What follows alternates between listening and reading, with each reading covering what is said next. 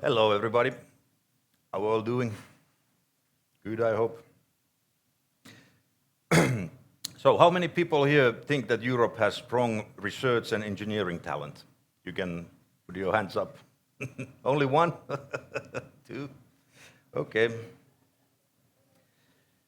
How many believe that Europe is equally strong at scaling industrial commercialization? None yet, at least. Well, that gap is what the workshop is about. So, we're talking how to get the TRL 1 to 9 done rapidly. Most deep tech startups do not fail because technology is weak. They fail because commercialization of the infrastructure is weak.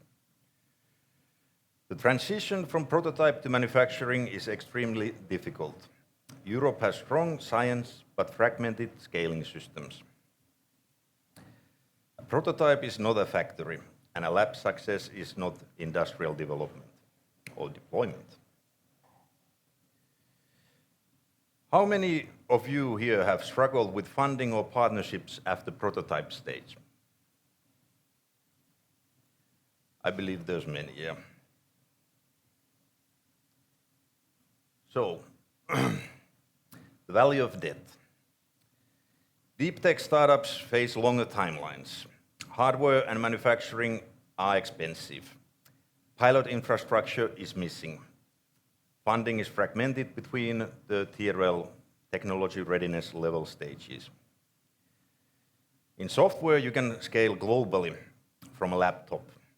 In deep tech, you must scale technology, manufacturing, supply chains, and financing simultaneously.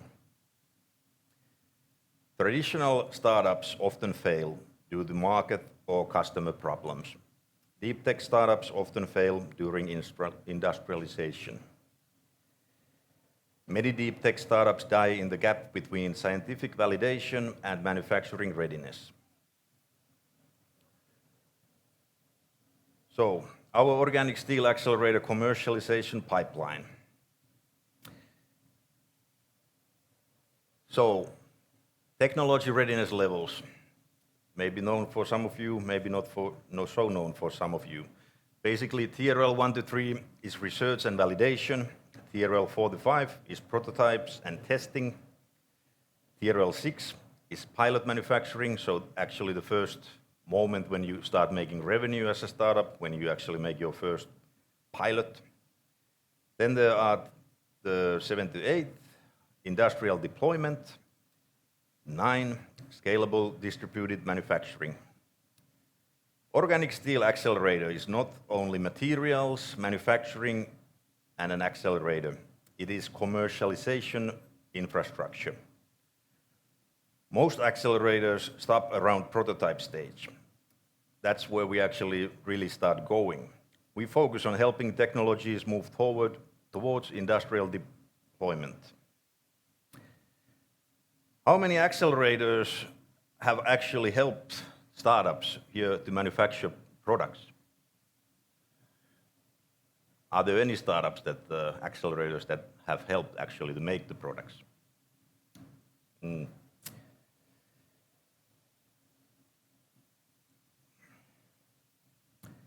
So, the technology readiness level versus manufacturing readiness level. Technology readiness level answers the question, does the technology work? Manufacturing readiness level answers, can industry actually manufacture it reliably at a scale? Many startups confuse prototype success with manufacturing readiness. So you can have an amazing product in laboratory that is terrible to manufacture. That's what the MRL is supposed to answer. That you can actually start scaling and manufacturing it in scales of economies.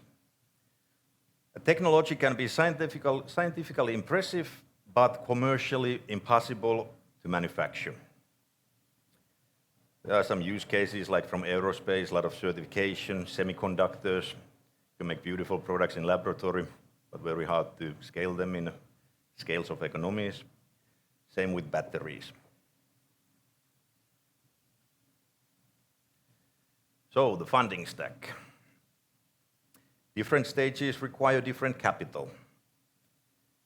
Our flow in this is that TRL 1 to 3 is traditionally funded by founders, grants, and vouchers.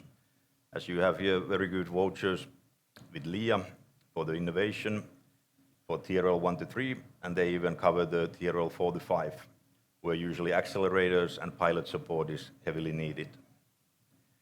Then we got the TRL 6, industrial partnerships. So you actually have huge buyers that actually show yearning interest for your products and want to make it alive, want to make it through, and start working with you for a paying pilot. And that's where we also engage more. Then we got the TRL 7 to 8. Usually these are financed by crowdfunding, export finance, or Altum government-backed loans, or deployment capital. And at TRL 9, it's usually industrial financing, factoring, already a working business that finances itself. Capital itself must scale together with manufacturing readiness. And crowdfunding is not only fundraising, it can also validate market demand and ecosystem interest. How many founders here are trying to raise investment before industrial validation? None? I guess you're all in very early stage then.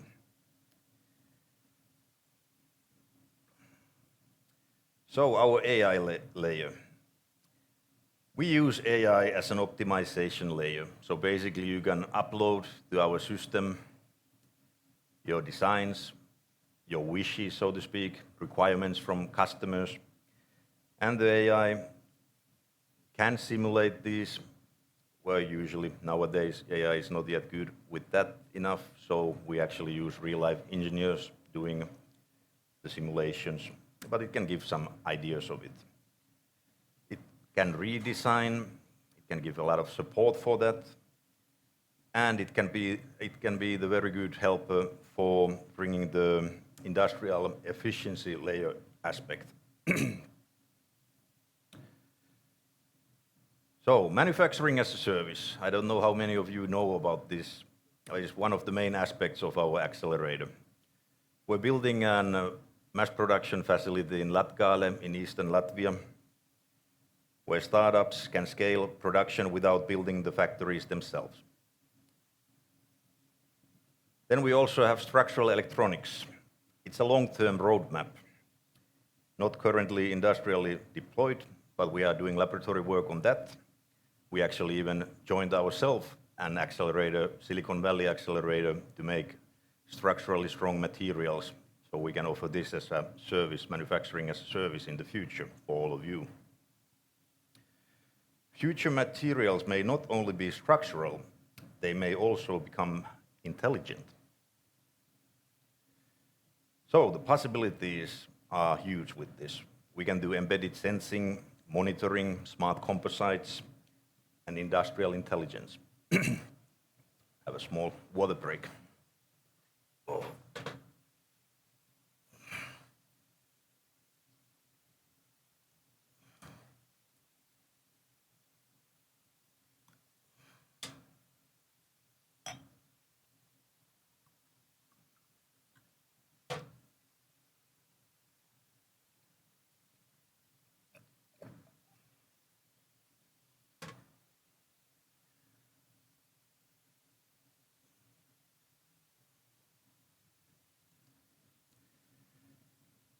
So, our answer is this manufacturing as a service through our one-press factory system.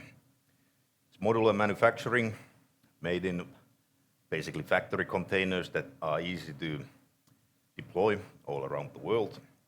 They offer distributed factories, localized production, biomass utilization, and they reduce logistics a lot by carbon footprint, but also by price.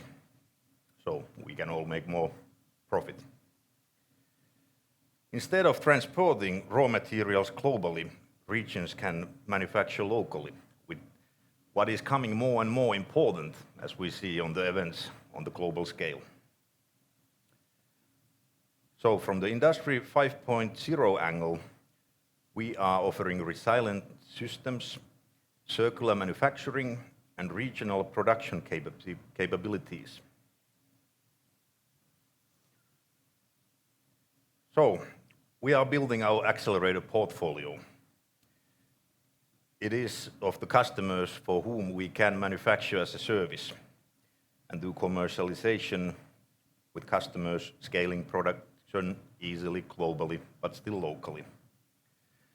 This enables industrial innovation projects, and naturally we're also helping early stage startups seeking funding and industrial validation. The portfolio is not just startups, it is a commercialization ecosystem with what we can also sell these modular factories much easier when we can show that there's real demand and customers. But as mentioned earlier, we can produce locally but globally to reduce the carbon footprint and to bring more faster, rapid production. Companies need manufacturing partnerships, pilot sites, investors, and validation. What is currently your biggest commercialization bottleneck? Funding? None of you need funding, do you? Okay, one guy, two. Who needs manufacturing support? Manufacturing as a service? That's more. What about partnerships, industrial big-scale customers for who to sell a lot? Even more. Who needs access to markets that are distant from here? Even more. That's nice. So what we need from the ecosystem? Deep tech companies don't scale alone. They need universities, municipalities, industries, pilot sites, investors, and manufacturing partners. Industrial ecosystems scale companies faster than isolated startups.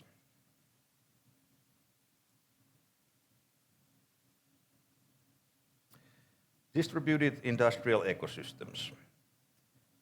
So we're offering resilient supply chains, localized manufacturing, circular systems, Industry 5.0, regional industrial sovereignty.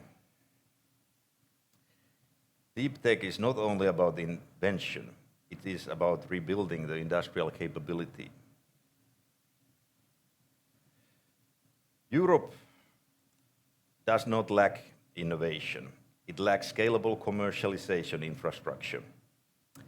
That is the gap we are trying to help bridge. We're not just trying, we are building that with multiple accelerator participants. So we're looking for industrial partners, pilot projects, research collaborations, manufacturing partnerships, and commercialization ecosystems.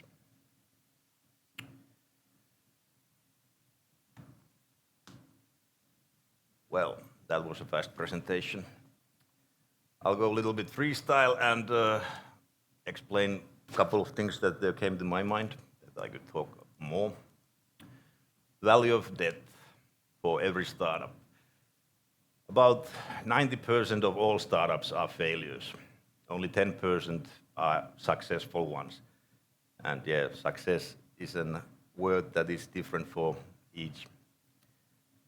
But yeah, most of those 10%, they become companies that can pay their bills, pay for the founders, employ maybe some. Only a few of those companies actually become large companies that are like good investments for VCs that actually employ a lot of people and do actually greater impact on the world. Only a tiny fraction of those will become unicorns. And this is traditionally for startups. Deep tech startups, it's even harder because usually we're innovating projects and products that are life-changing. They change industries, and there's much more help needed with those. So we help with that roadmap to make it manufacturable and also scientifically validated. We help with the funding, with LIA example given, with Altum, with many kind of other fundings that there are available, EU fundings and grants. We use AI a lot in it to help us, to assist us. And the goal is that we can offer you global manufacturing in all of our factories. So we're building the accelerator portfolio where we help companies get finance and get their products actually sellable and globally sellable. So, example given, Slum Going Green and JVP Systems both have great life-changing products. Slum Going Green has this solar panel system that's much more efficient, made from waste. But yeah, they are at the early stages and they are looking for smaller tickets, such as the LIA vouchers, also private investors. Many times the sums aren't even that big, few thousands of euros, with what you can get also already as an investor, a nice share of the equity, but to help them jumpstart to higher levels.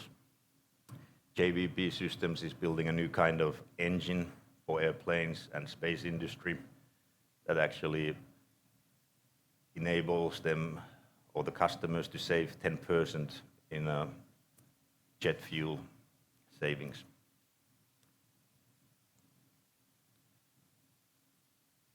For the ecosystem that we're building, I mean, I gotta thank this Deep Tech Atelier. I attended first time a year ago, and I made very good connections. A few months later, we made already the company here, and got the nice introduction to the universities and institutes here locally, and also some investors and municipalities offering all kind of perks, like in Latgale. And I mean, our flight has been very good ever since. We've been growing fast.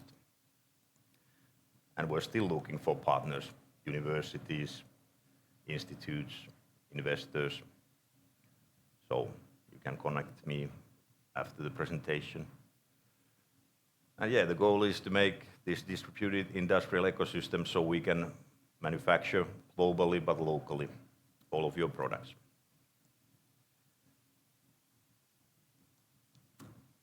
So that was our presentation. I'm ready for questions and answers if there are any, or you can contact me directly afterwards. The great ambition is that we could bring the TRL 1 to 9 and manufacturing readiness level from 1 to 9 in a year. I know it is very ambitious, but with the manufacturing capabilities that we are soon able to offer, and we already offer them in pilot scale laboratory with pilot scale laboratory device, so we can make 1,000 by 1,000 by 1,000 millimeters objects. But with the mass production, we can be making 1,200 by 2,400 by 1,000 millimeter objects. And those can be combined together, so we can build even ships, like one of the projects we have from small parts. Are there any questions?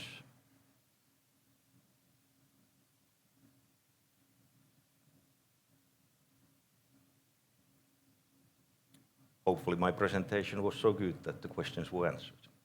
Anyways, I'm here for the rest of the day, and you have my contact information. Oh, the slides went off already. Well, osa.ventures website, you can find everything there. Thank you. Have a great day.